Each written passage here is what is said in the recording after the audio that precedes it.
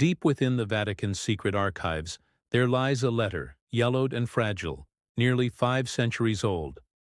Its ink is faded, its words so disturbing they were never meant to be seen again. Experts say its very fibers hold traces of tears, and even human blood.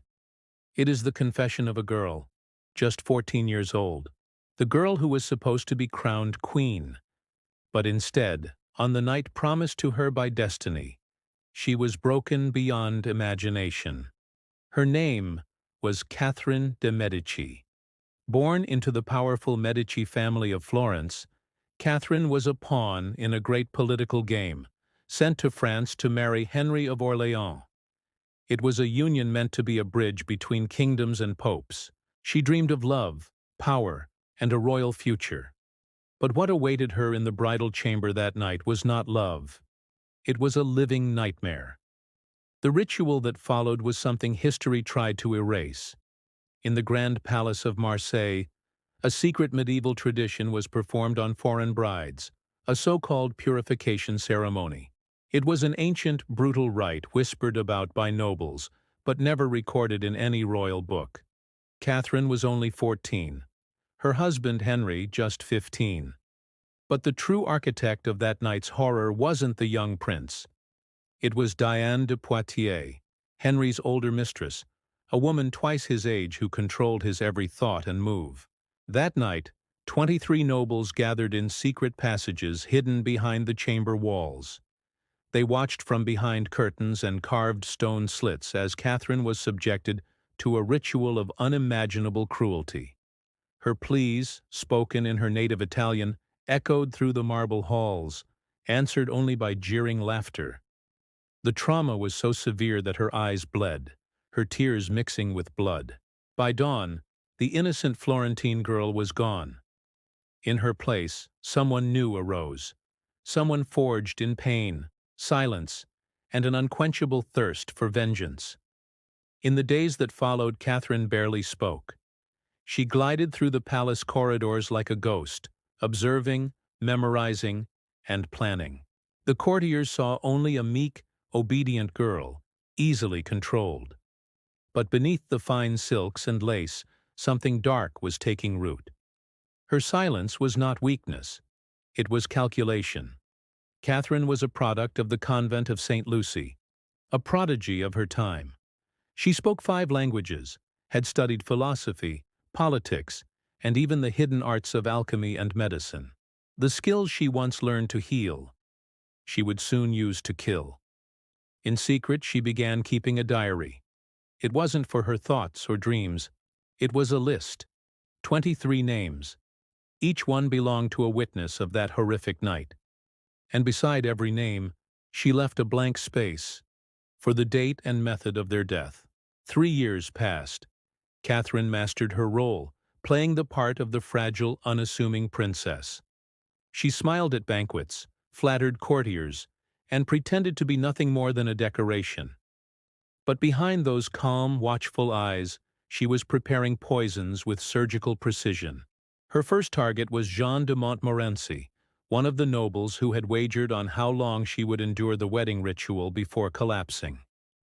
In the castle's herb room, under the guise of medicinal research, Catherine brewed a deadly potion of hemlock and mercury.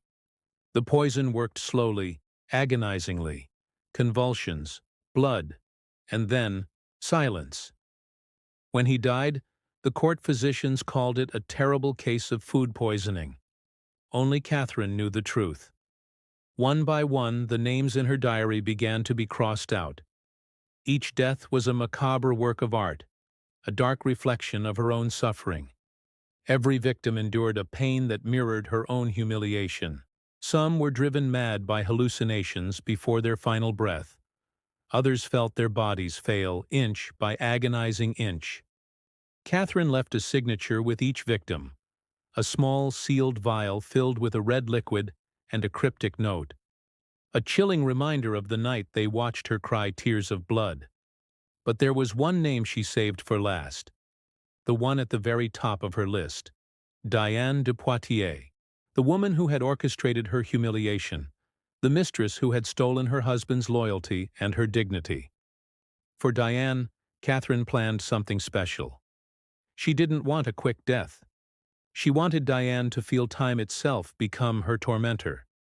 Through years of subtle, patient manipulation, Catherine introduced slow, invisible doses of toxins into Diane's food and wine. It wasn't enough to kill, but just enough to weaken. Diane's legendary beauty began to fade.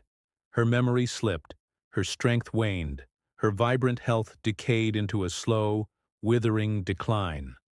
And all the while, Catherine smiled politely at banquets, personally offering the very cups that carried the slow poison.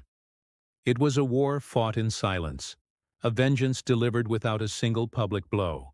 When Diane de Poitiers finally died decades later at the age of 66, physicians were baffled. They couldn't explain her slow, inexplicable decay. But in Catherine's private diary, Diane's name was finally, satisfyingly crossed out, with a single deliberate drop of red ink.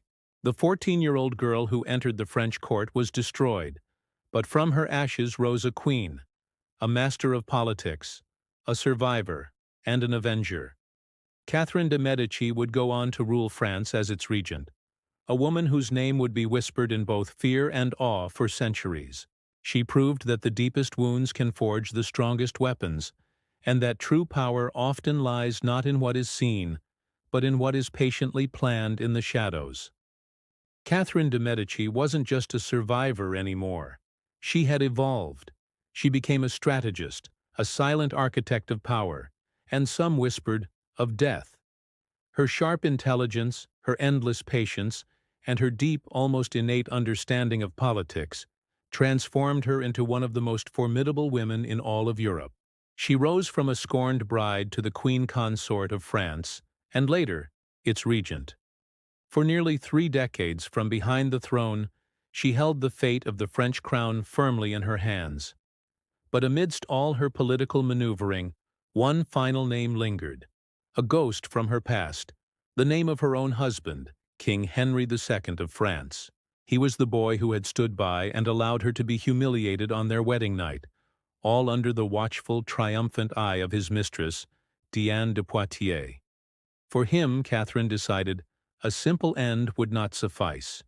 His death had to be poetic, a spectacle worthy of the pain he had caused her. The perfect stage presented itself on July 10, 1559. A grand jousting tournament was held in Paris, a lavish celebration of a new peace treaty with their longtime rivals, Spain. King Henry II, ever the proud and fearless monarch, entered the lists himself. From her royal balcony, Catherine watched. Her face was a mask of calm, completely emotionless, but her eyes held a silent, burning intensity that missed nothing.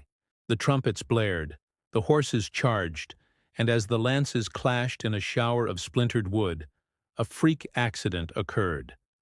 A sliver from his opponent's spear shot through the king's visor, piercing deep into his eye and brain. The crowd erupted in screams. For 10 long, agonizing days, King Henry lay dying.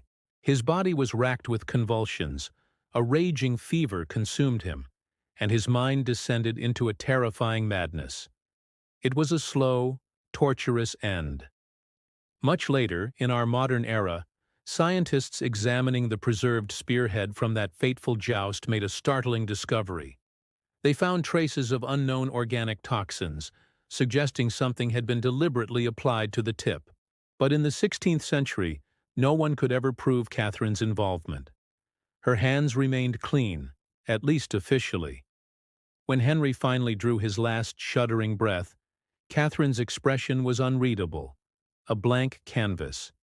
But those closest to the new Queen Regent swore they saw a subtle, almost imperceptible movement. They said she reached up and touched a pendant she always wore, one bearing a strange symbol. 3 small circles crossed by a single, decisive line.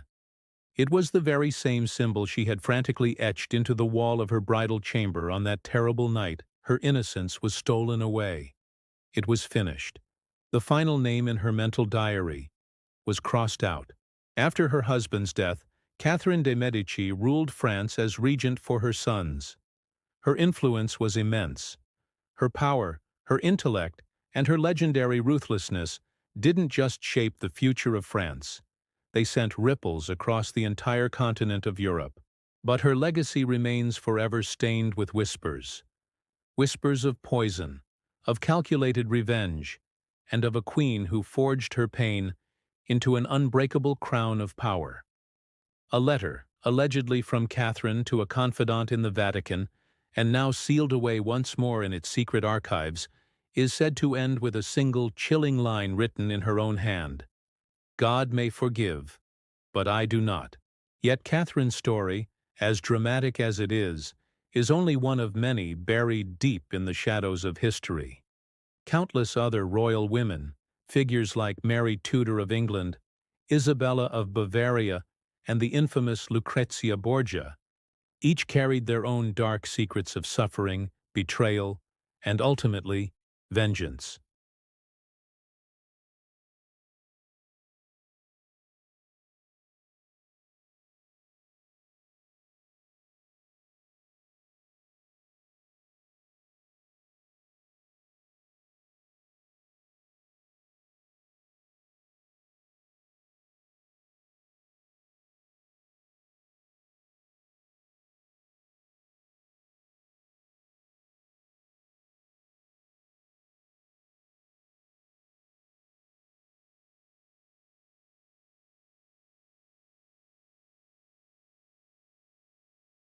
Let us know in the comments below.